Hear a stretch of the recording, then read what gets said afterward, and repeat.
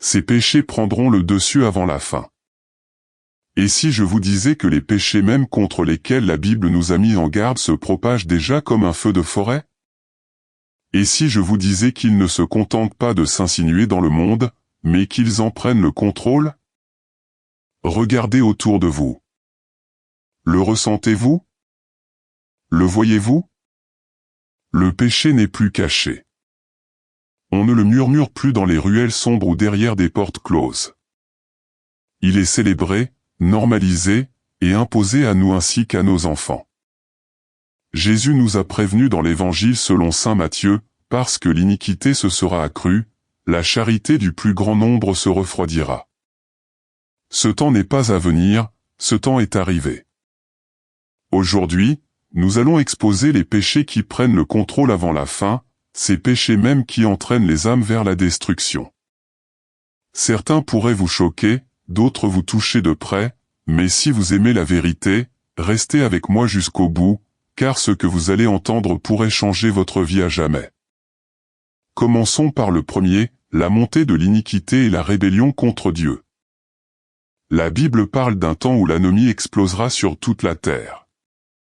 Il ne s'agira pas seulement de criminels en liberté, mais d'une culture entière rejetant les lois de Dieu. Nous vivons cette époque. Dans sa deuxième épître aux Thessaloniciens, saint Paul nous met en garde contre la venue de l'homme impie, l'Antéchrist, dont l'arrivée sera marquée par une séduction de masse. Mais avant qu'il ne prenne pleinement le pouvoir, l'esprit d'iniquité est déjà à l'œuvre. C'est exactement ce que nous voyons aujourd'hui, un monde qui déteste l'autorité. Plus personne ne veut de règles, personne ne veut s'entendre dire ce qui est bien ou mal. Les hommes veulent être leur propre Dieu. Nous voyons une recrudescence du crime, non seulement de la petite délinquance, mais des crimes violents et malveillants. Les hommes haïssent les lois et les commandements de Dieu. On nous dit que le bien et le mal ne sont que des opinions, que chacun doit faire ce qui lui semble bon, même si cela le détruit. Mais voici la vérité, quand l'iniquité grandit, la destruction suit. Le livre des Juges nous montre ce qui arrive quand un peuple abandonne les lois de Dieu en répétant ce constat glaçant. En ce temps-là, il n'y avait point de roi en Israël. Chacun faisait ce qui lui semblait bon. Et qu'est-il arrivé?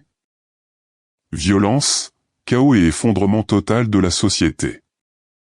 Cela vous semble-t-il familier? Voyez l'attaque contre la famille.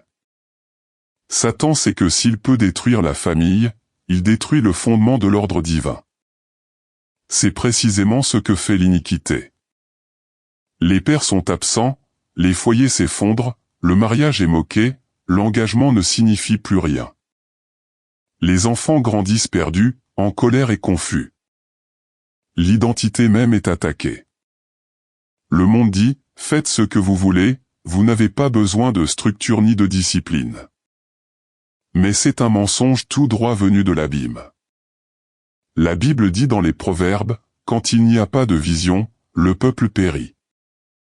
Nous voyons cette prophétie s'accomplir en temps réel à travers la tromperie du relativisme moral. C'est l'une des plus grandes armes de l'ennemi dans cette génération. C'est le mensonge qui prétend que la vérité est ce que vous voulez qu'elle soit. Mais soyons clairs, la vérité n'est pas une opinion, la vérité est une personne. Son nom est Jésus-Christ. Il a dit, « Je suis le chemin, la vérité et la vie ». Aujourd'hui, le monde rejette cette vérité pour vivre sans rendre de compte.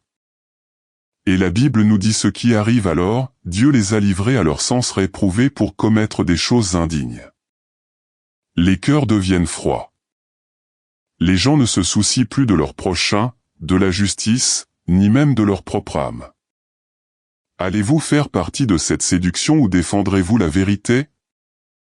Pour ne pas être emporté par ce déluge de rébellion, restez enracinés dans la parole de Dieu, obéissez à Dieu plutôt qu'à la culture, entourez-vous de croyants fervents et repentez-vous. Le temps presse. Le deuxième péché est celui de l'orgueil, je suis mon propre Dieu. L'orgueil n'est pas seulement un péché, c'est le péché originel, celui qui a transformé Lucifer en Satan et conduit nos premiers parents à la chute. Aujourd'hui, l'orgueil atteint des sommets jamais vus. On ne se contente plus de pécher, on célèbre le péché, on le porte comme un insigne d'honneur. Dieu résiste aux orgueilleux, mais il fait grâce aux humbles. Nous vivons dans une culture de l'obsession de soi, nourrie par les réseaux sociaux et l'école. On vous dit, croyez en vous, suivez votre cœur. Mais la vérité est que le cœur est trompeur par-dessus tout. L'orgueil est une maladie spirituelle qui détruit les relations et la foi. Satan n'a pas besoin de vous convaincre de l'adorer, il lui suffit de vous convaincre de vous adorer vous-même. Dieu humiliera tout orgueilleux. Humiliez-vous donc sous la main puissante de Dieu avant qu'il ne soit trop tard. Le troisième péché est le flot de l'immoralité sexuelle. C'est l'arme que Satan utilise pour détruire cette génération. Ce qui était autrefois honteux est aujourd'hui porté en triomphe dans les rues.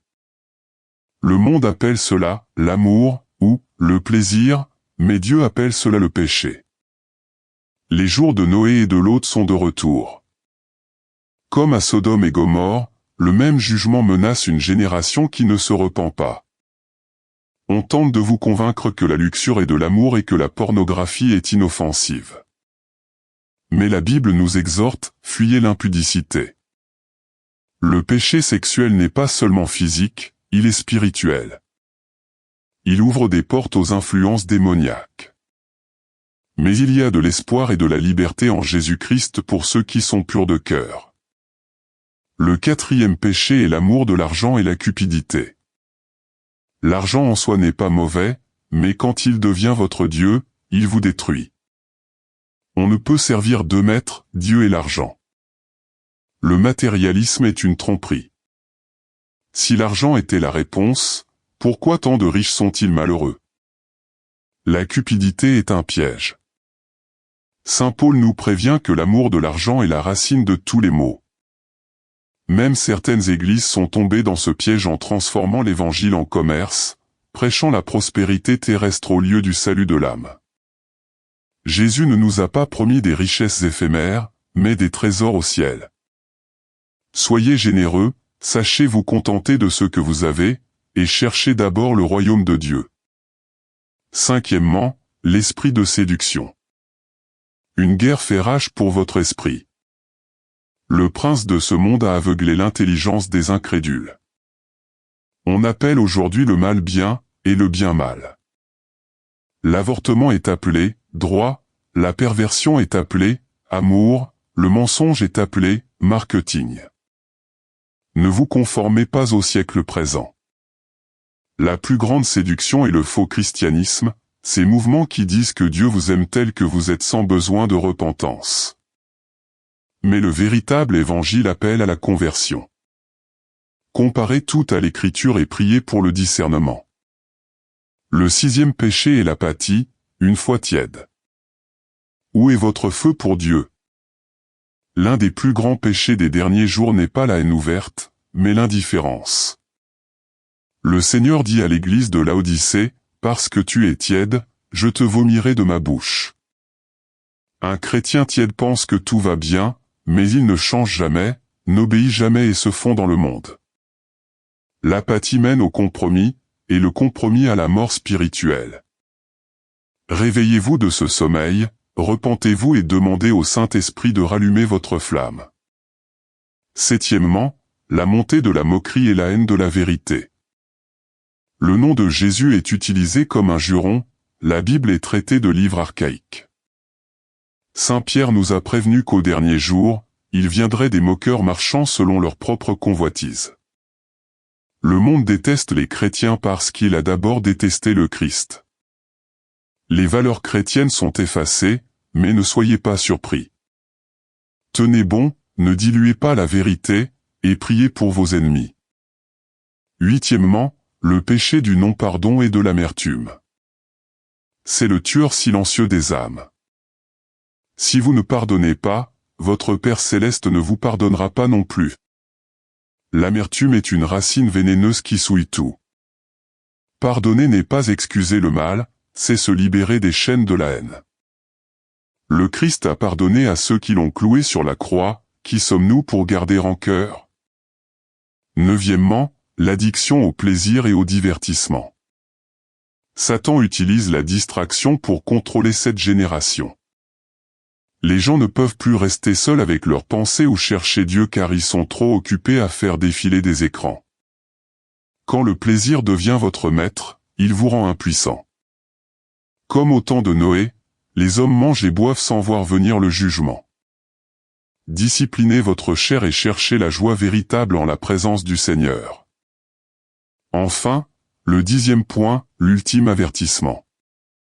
Le temps presse.